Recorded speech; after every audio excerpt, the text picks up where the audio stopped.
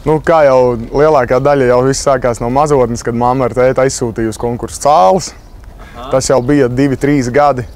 Un tad jau lēnāk garā pa popgrupām Liepājā dziedāju Pīgetas gaidas, bija tāda Tev un man. Tur sāku dziedāties, tad arī bija dažādi kori, protams, arī skola. Pēc tam jau sāku saprast, ka to bišķiņ nopietnāk gribu darīt. Nu, cik nu sāku saprast, ka nopietnāk, vairāk tas bija tāds liels hobijs un sāku braukāt mācīties uz Rīgu, dziedāt pie Nijaulas Berezinas. Es braukāju reizi nedēļā. Pēc skolas es pat taisno lecu autobusā iekšā. Tad es braucu uz Rīgu, nodziedāju stundiņu, un pēc tam vakarā sēdos atkal autobusā un 1 naktī es biju mājās un nākamajā dienā uz skolu. Un tā tas man bija kādi 5-6 gadi no vietas. Līdz ar to tad es atceros, kad autobusā tika krievu valodu mācīta, tika matemātika skatīta, kas ir jāmācās uz nākamajām dienām.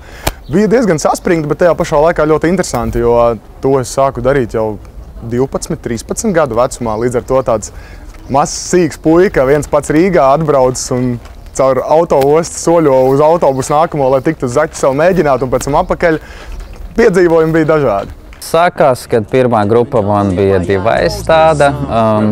Pirms tam bija diezgan interesanti, kad mūzika man bija, dziesma man bija kā dziesma. Ja? Es nemaz nesapratu, ka dziesma sastāv no bungām, no basa, no balss. Viņi vienkārši bija dziesma.